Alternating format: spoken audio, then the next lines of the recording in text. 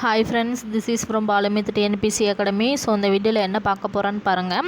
So 10th இருக்கிற இந்திய அரசியலமைப்பு, 6th இருக்கிறது ப்ளஸ் 12th இருக்கிறது. ஸோ மூணுமே நம்ம வந்து கம்ப்ளீட் பண்ணிட்டோம். ஸோ இப்போ என்ன பார்க்க போகிறோன்னு பார்த்தீங்கன்னா 10th இருக்க மத்திய அரசு தான் பார்க்க போகிறோம். இந்த மத்திய அரசுன்ற டாபிக் பார்த்தீங்கன்னா 10th மட்டும்தான் இருக்குது. ரொம்ப முக்கியமான டாபிக், சரிங்களா? ஸோ ஒரே ஒரு இடத்துல இருக்குன்றனால இதை வந்து நல்லா தெளிவாக படித்து வச்சுக்கணும். ஸோ நீங்கள் 10th இருக்க இந்திய அரசியலமைப்பு, மத்திய அரசு, மாநில அரசு இதை மூணை கம்ப்ளீட் பண்ணாலே கிட்டத்தட்ட நீங்கள் பாலிட்டி சிலபஸில் 50% நீங்கள் வந்து கம்ப்ளீட் பண்ணிடுவீங்க, சரிங்களா? மீதி 50% தான் நம்ம படிக்கிற மாதிரி இருக்கும். ஸோ ரொம்ப ஈஸியாக தான் இருக்கும். அதை நம்ம எப்படி கவர் பண்ணலான்னு சைட் பை சைடாக பார்க்கலாம், சரிங்களா? ஸோ ஃபஸ்ட்டு கொஸ்டின் பாருங்கள். மொத்தம் இதில் பார்த்தீங்கன்னா 101 கொஸ்டின் எடுத்திருக்கேன். ஸோ 101 கொஸ்டின் பார்த்தீங்கன்னா லைன் பை லைனாக எடுத்திருக்கேன்.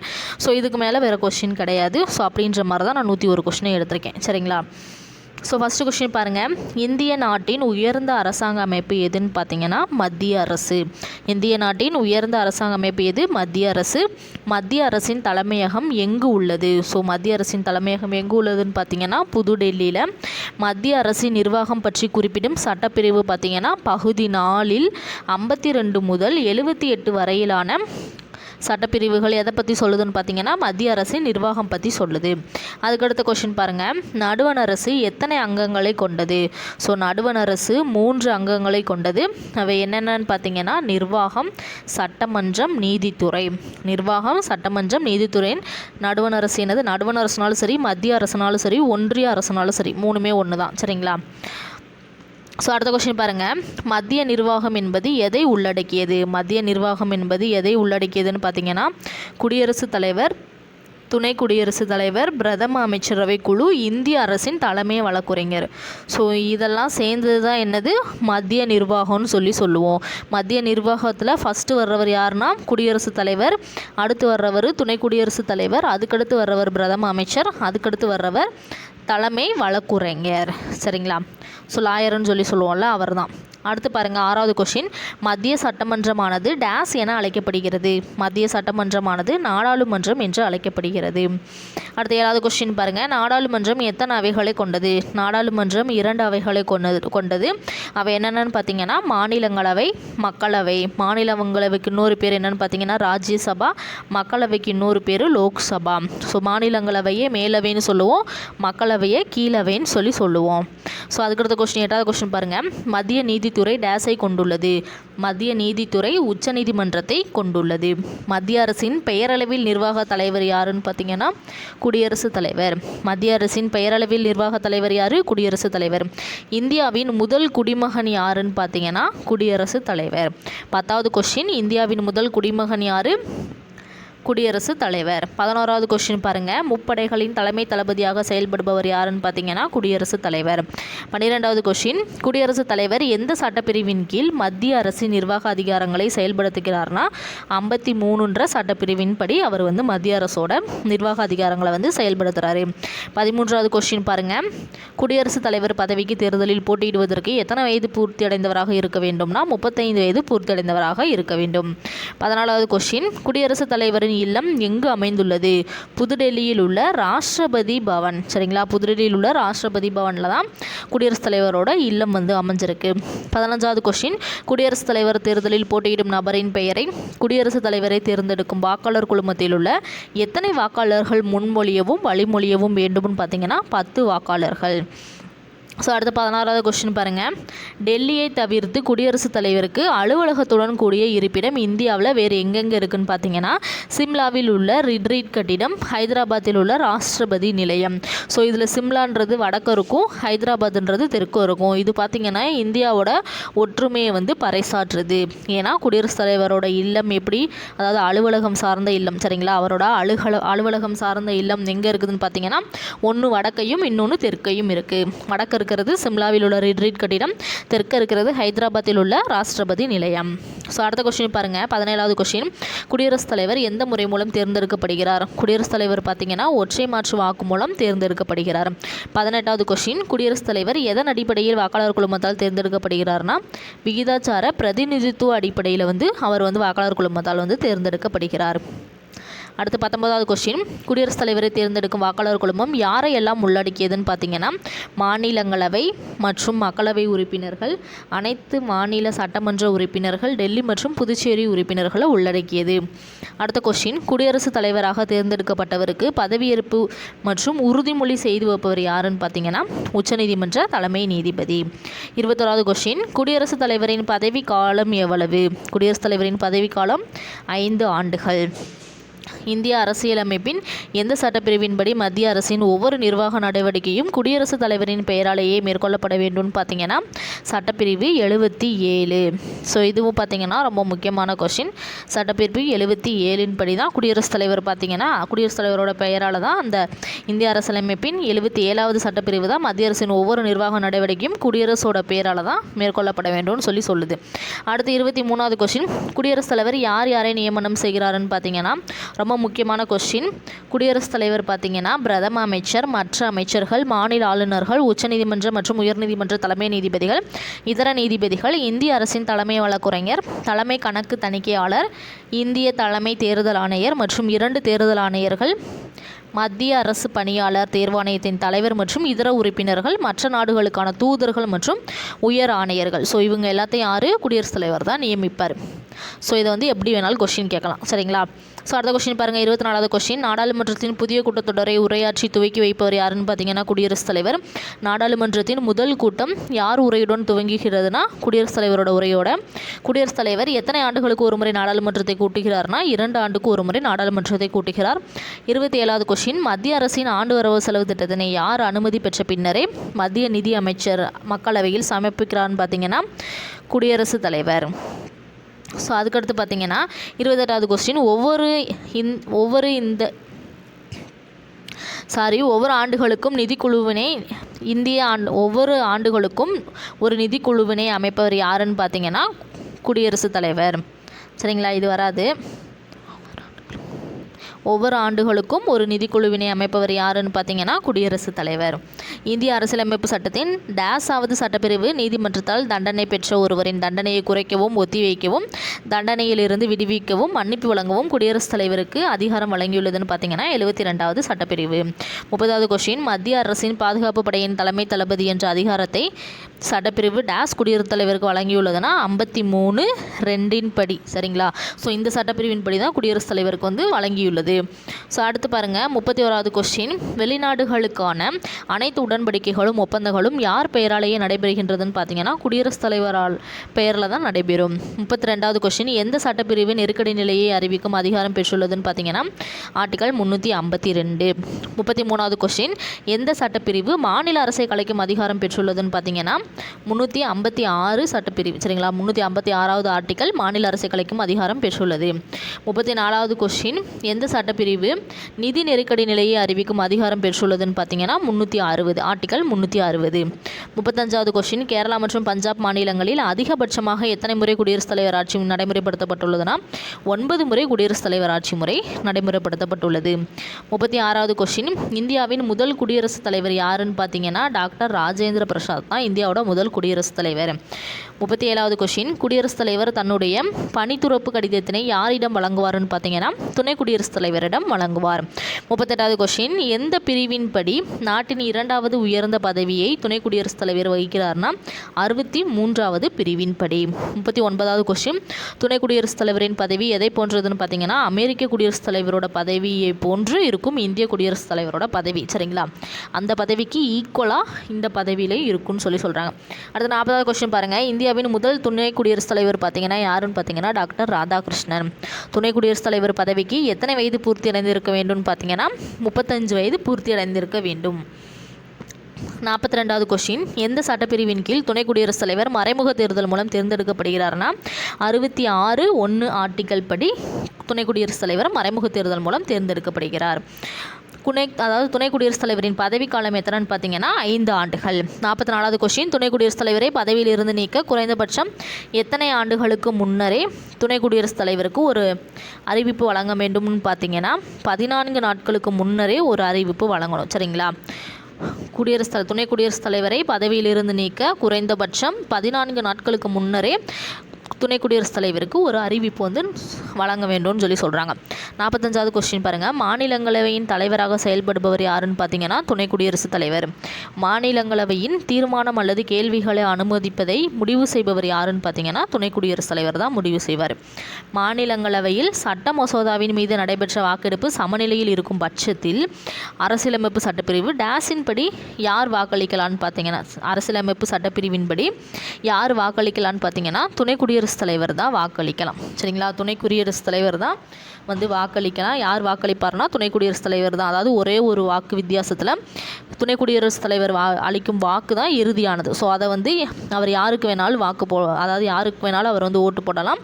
ஸோ அதை வந்து யாருமே கேள்வி கேட்க முடியாது. அவர் ஓட்டு போடுற ஆள் தான் இறுதியாக வந்து அந்த சட்ட மசோதாவில் வந்து தலைவராக ஆகுவார். சரிங்களா. ஸோ அடுத்த 48வது கொஸ்டின். அரசியலமைப்பு சட்டப்பிரிவு டேஸ் குடியரசுத் தலைவருக்கு உதவிடவும் அறிவுரை வழங்கிடவும் பிரதம அமைச்சரை தலைவராக கொண்ட ஒரு மத்திய அமைச்சரவை குழு இருக்கும் என குறிப்பிடும் சட்டப்பிரிவு எதுன்னு பார்த்தீங்கன்னா ஆர்டிக்கல் 74(1). இந்தியாவின் முதல் பிரதம அமைச்சர் யாருன்னு பார்த்தீங்கன்னா ஜவஹர்லால் நேரு. இந்தியாவின் பிரதம அமைச்சர் பதவியானது எந்த அரசியலமைப்பு ஜனநாயக முறையிலிருந்து ஏற்றுக்கொள்ளப்பட்டதுன்னு பார்த்தீங்கன்னா வெஸ்ட் மினிஸ்டர். ஸோ அந்த வெஸ்ட் மினிஸ்டர் வந்து எங்கே இருக்கும்னா இங்கிலாந்தில் வந்து இருக்கும். சரிங்களா. இங்கிலாந்தின் நாடாளுமன்றம் எங்கே இருக்குன்னு பார்த்தீங்கன்னா வெஸ்ட் மினிஸ்டர் அரண்மனையில் இருக்கும். ஸோ அதனால் வந்து இங்கிலாந்தோட நாடாளுமன்ற முறை என்னன்னு சொல்லுவாங்கன்னா வெஸ்ட் மினிஸ்டர் நாடாளுமன்ற முறைன்னு சொல்லுவாங்க. சரிங்களா. அதிலிருந்து தான் நம்ம வந்து வெஸ்ட் மினிஸ்டர்ன்ற முறையை வந்து எடுத்திருப்போம். சரிங்களா. அடுத்து இங்கிலாந்தின் நாடாளுமன்ற முறை டேஸ் என அழைக்கப்படுகிறதுன்னு பார்த்தீங்கன்னா வெஸ்ட் மினிஸ்டர் நாடாளுமன்ற முறை. ஸோ 53வது கொஸ்டின் பாருங்கள். பிரதம அமைச்சரை நியமிப்பவர் யாருன்னு பார்த்தீங்கன்னா குடியரசுத் தலைவர். மற்ற அமைச்சர்களை யார் ஆலோசனையின்படி குடியரசுத் தலைவர் நியமிப்பார்னா பிரதமரோட ஆலோசனையின்படி குடியரசுத் தலைவர் வந்து நியமிப்பார். பிரதம அமைச்சரின் கடமைகளை பற்றி கூறும் சட்டப்பிரிவு என்னன்னு பார்த்தீங்கன்னா 78. 56வது கொஸ்டின். குடியரசுத் தலைவருக்கும் அமைச்சரவைக்கும் இடையே பாலமாக செயல்படுபவர் யாருன்னு பார்த்தீங்கன்னா பிரதம அமைச்சர். ஸோ இதுவும் பார்த்தீங்கன்னா முக்கியமான கொஸ்டின், ஒரு தடவை டிஎன்பிசியில் கேட்டிருக்காங்க. ஸோ அடுத்து பாருங்கள். நாட்டின் உண்மையான தலைவர் யாருன்னு பார்த்தீங்கன்னா பிரதம அமைச்சர். பெயரளவில் தலைவர் யாருன்னு பார்த்தீங்கன்னா குடியரசுத் தலைவர் வரும். நாட்டின் முக்கிய செய்தி தொடர்பாளராக செயல்படுபவர் யாருன்னு பார்த்தீங்கன்னா பிரதம அமைச்சர். 59வது கொஸ்டின். இந்திய நாட்டின் பிரதிநிதியாக பிரதமர் பங்கு கொள்ளும் மாநாடு எதுன்னு பார்த்தீங்கன்னா சர்வதேச மாநாடுகளான காமன்வெல்த்தும் அணிசேரா நாடுகளின் உச்சி மாநாடு சார்க் நாடுகளின் மாநாடு. சரிங்களா. ஸோ அடுத்த 60வது கொஸ்டின். ஒட்டுமொத்த மக்களவை உறுப்பினர்களில் எத்தனை சதவீதம் மட்டுமே அமைச்சரவை உறுப்பினர்களாக இருத்தல் வேண்டும் என இந்திய அரசியலமைப்பு சட்டம் வரையறுத்துள்ளதுன்னா 15% மக்களவை உறுப்பினர். சரிங்களா. 15% மட்டுமே அமைச்சரவை உறுப்பினர்களாக இருத்தல் வேண்டும்னு சொல்லி சொல்கிறாங்க. ஸோ அடுத்து மத்திய அமைச்சர்களின் வகைகள் யாவைன்னு பாருங்கள். கேபினட் அல்லது ஆட்சிக்குழு அமைச்சர்கள், இராசாங்க அமைச்சர்கள், இணையமைச்சர்கள்னு 3 வகைப்படும். அடுத்து 62வது கொஸ்டின். நிர்வாகத்தின் மையக்கருவை உருவாக்கும் மூத்த அமைச்சர்களின் முறைசாரா அமைப்பு டேஸ் ஆகும் கேபினட்னு சொல்லி சொல்லுவோம். 63வது கொஸ்டின். மத்திய அரசின் சட்டம் இயற்றும் அங்கமாக திகழ்வது எதுன்னு பார்த்தீங்கன்னா நாடாளுமன்றம். இந்திய நாடாளுமன்றம் எத்தனை வகைகளை கொண்டதுன்னு பார்த்தீங்கன்னா 3 வகைகளை கொண்டது. சரிங்களா. அது என்னென்னு பார்த்தீங்கன்னா குடியரசுத் தலைவர், மாநிலங்களவை, மக்களவைன்னு இந்திய நாடாளுமன்றம் 3 பகுதிகளை கொண்டது. ஸோ அடுத்த கொஸ்டின் பாருங்கள். 65வது கொஸ்டின். ஈரவை சட்டமன்றம் என்று அழைக்கப்படுவது எதுன்னு பார்த்தீங்கன்னா நாடாளுமன்றம். 66வது கொஸ்டின். ராஜ்யசபாவில் மொத்தம் எத்தனை உறுப்பினர்கள் உள்ளனர்? 250 உறுப்பினர்கள் உள்ளனர். ஸோ அதுக்கடுத்து 67வது கொஸ்டின். மாநில சட்டமன்ற உறுப்பினர்கள் மற்றும் யூனியன் பிரதேச சட்டமன்ற உறுப்பினர்களால் மறைமுக தேர்தல் மூலம் தேர்ந்தெடுக்கும் உறுப்பினர்களின் எண்ணிக்கை எத்தனைன்னு பார்த்தீங்கன்னா 238. 68வது கொஸ்டின். 12 உறுப்பினர்களை குடியரசுத் தலைவர் எந்த துறைகளிலிருந்து நியமனம் செய்கிறார்னா இலக்கியம், அறிவியல், விளையாட்டு, கலை மற்றும் சமூக சேவையிலிருந்து தேர்ந்தெடுக்கிறாரு. அடுத்து 69வது கொஸ்டின். மாநிலங்களவை உறுப்பினராவதற்கு எத்தனை வயது பூர்த்தி அடைந்தவராக இருத்தல் வேண்டும் பார்த்தீங்கன்னா 30 வயது பூர்த்தி அடைந்தவராக இருத்தல் வேண்டும். மாநிலங்களவை உறுப்பினர்களின் பதவி காலம் எத்தனைன்னு பார்த்தீங்கன்னா 6 ஆண்டுகள். மாநிலங்களவையின் துணைத் தலைவர் யாரால் தேர்ந்தெடுக்கப்படுகின்றனர்னா ராஜ்யசபா உறுப்பினர்களால் தேர்ந்தெடுக்கப்படுகின்றனர். மாநில சட்டமன்ற உறுப்பினர்கள் டேஸ் முறையில் தேர்ந்தெடுக்கப்படுகின்றனர்னா ஒற்றை மாற்று வாக்கு மூலம் விகிதாச்சார பிரதிநிதித்துவத்தின்படி தேர்ந்தெடுக்கப்படுகின்றனர். 73வது கொஸ்டின். மாநில சட்டமன்ற உறுப்பினர்களின் தேர்தல் முறை டேஸ் எனப்படும். மறைமுக தேர்தல் மூலமாக மாநில சட்டமன்ற உறுப்பினர்களை வந்து தேர்ந்தெடுப்பாங்க. சரிங்களா. மக்களவையில் தான் நேரடியாக மக்களால் ஓட்டு போட்டு மக்களவையில் இருக்க உறுப்பினரை தேர்ந்தெடுப்பாங்க. மாநில சட்டமன்றத்தில் இருக்கிறவங்கள மறைமுக தேர்தல் மூலமாக தான் தேர்ந்தெடுப்பாங்க. அடுத்து 74வது கொஸ்டின், நிதி மசோதாவை டேஸில் மட்டுமே அறிமுகப்படுத்த முடியும், மக்களவையில் மட்டுமே அறிமுகப்படுத்த முடியும். மக்களவைக்கு அதிகபட்சமாக தேர்ந்தெடுக்கப்படும் உறுப்பினர்களின் எண்ணிக்கை எவ்வளோன்னு பார்த்தீங்கன்னா 552. இப்போ தற்போது எவ்வளோனா 545 தான். ஸோ 530 பேர் பல்வேறு மாநிலங்களிலிருந்தும், 13 பேர் யூனியன் பிரதேசங்களிலிருந்தும், 2 பேர் ஆங்கிலோ இந்தியன். ஸோ அந்த ஆங்கிலோ இந்தியனை பார்த்தீங்கன்னா குடியரசுத் தலைவர் தான் நியமனம் செய்வார்.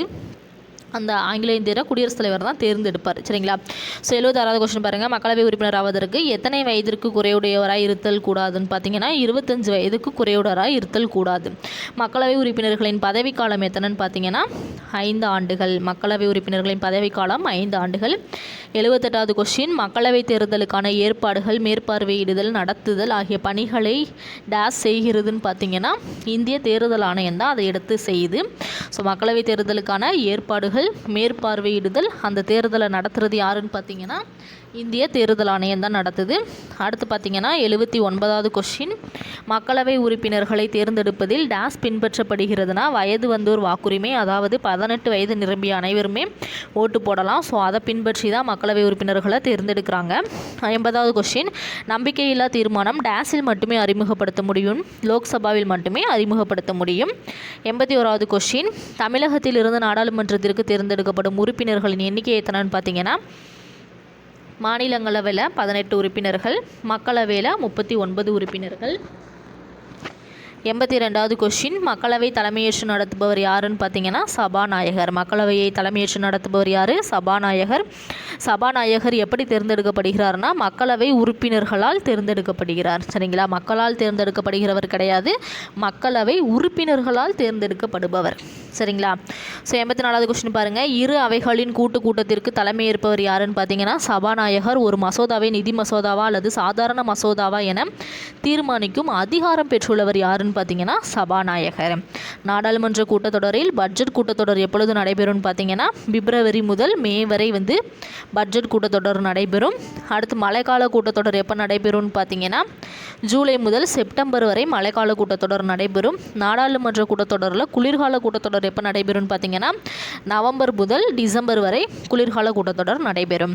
89வது கொஸ்டின் பாருங்கள், மாநிலங்களின் எல்லைகளை மாற்றி அமைத்திட யாருக்கு அதிகாரம் உண்டுன்னு பார்த்தீங்கன்னா நாடாளுமன்றத்துக்கு அதிகாரம் உண்டு. இந்திய அரசின் தலைமை வழக்குரைஞரை நியமிக்க வழிவகை செய்யும் சட்டப்பிரிவு என்னன்னு பார்த்தீங்கன்னா ஆர்டிக்கல் 76.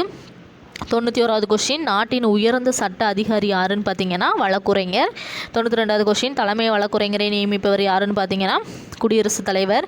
மத்திய அரசாங்கத்தின் 3வது அங்கம் என்னன்னு பார்த்தீங்கன்னா நீதித்துறை. 94வது கொஸ்டின், இந்திய அரசியலமைப்பு சட்டத்தின் பாதுகாவலன் யாருன்னு பார்த்தீங்கன்னா உச்சநீதிமன்றம். 95வது கொஸ்டின், புதுடெல்லியில் அமைந்துள்ள இந்திய உச்சநீதிமன்றம் எந்த ஆண்டு துவங்கப்பட்டுச்சுன்னா 1950 ஜனவரி 28 துவங்கப்பட்டுச்சு. 96வது கொஸ்டின், 1935ஆம் ஆண்டு இந்திய அரசு சட்டத்தின் கீழ் நிறுவப்பட்ட கூட்டாட்சி நீதிமன்றத்தை தொடர்ந்து உருவாக்கப்பட்டது எதுன்னு பார்த்தீங்கன்னா டெல்லியில் உள்ள உச்சநீதிமன்றம் தான். சரிங்களா? ஸோ 1950ஆம் ஆண்டு பார்த்தீங்கன்னா அரசியலமைப்பின் தொடக்கத்தில் உச்சநீதிமன்றம் எத்தனை நீதிபதிகளை கொண்டுள்ளதுன்னா ஒரு தலைமை நீதிபதி உட்பட 8 நீதிபதிகளை கொண்டது. தற்சமயம் பார்த்தீங்கன்னா 34 நீதிபதிகள் இருக்குது. ஸோ 1950ஆம் ஆண்டு அரசியலமைப்பின் தொடக்கத்தில். சரிங்களா? ஸோ அது எங்கே இருக்குதுன்னு பார்த்தீங்கன்னா டெல்லியில் இருக்குது உச்சநீதிமன்றம்.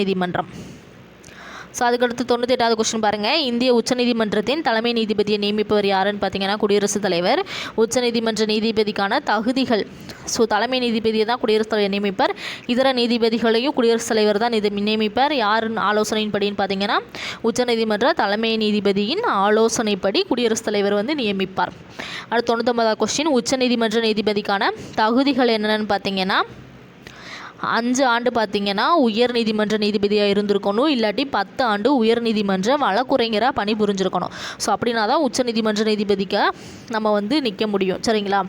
ஸோ அதுக்கடுத்த கொஸ்டின் 100வது கொஸ்டின் பாருங்கள், உச்சநீதிமன்ற தலைமை நீதிபதி உட்பட இதர நீதிபதிகள் எத்தனை வயது வரை பதவியில் இருப்பாருன்னு பார்த்தீங்கன்னா 65 வயது வரை பதவியில் இருக்கலாம். ஸோ அடுத்து 101வது கொஸ்டின், கடைசி கொஸ்டின், டேஸ் நாட்டின் இறுதி மேல்முறையீட்டு நீதிமன்றமாகவும் பார்த்தீங்கன்னா உச்சநீதிமன்றம் நாட்டின் இறுதி மேல்முறையீட்டு நீதிமன்றம் ஆகும். ஸோ நம்ம கடைசியில் எங்கே தான் போவோம், நமக்கு ஒரு தீர்ப்பு சரியாக வரலன்னா நம்ம கடைசி அணுகிறது உச்சநீதிமன்றம் தான். உச்சநீதிமன்றம் கொடுக்கும் தீர்ப்பே என்னன்னு பார்த்தீங்கன்னா இறுதியானது. ஸோ இதோட பார்த்திங்கன்னா நமக்கு 101 கொஸ்டின்ஸ் முடிஞ்சிருச்சு. இந்த 101 கொஸ்டின்ஸை படித்தாலே போதும், மத்திய அரசு ஃபுல்லாக நீங்கள் வந்து கம்ப்ளீட் பண்ணிடலாம். மத்திய அரசு இந்த 101 கொஸ்டினை படித்தாலே மத்திய அரசு புக்கில் நீங்கள் பார்க்கவே தேவையில்லை. இந்த 101 கொஸ்டினை படித்தாலே போதும், மத்திய அரசு ஃபுல்லாக நீங்கள் படித்த உங்களுக்கு ஒரு ஃபீல் கிடைக்கும். சரிங்களா? ஸோ இந்த வீடியோ பிடிச்சிருந்தா லைக் பண்ணுங்கள், மறக்காமல் நம்ம சேனலை சப்ஸ்கிரைப் பண்ணுங்கள். நெக்ஸ்ட் வீடியோவில் பார்க்கலாம். இது உங்கள் பாலமித்ரி NPC அகாடமி.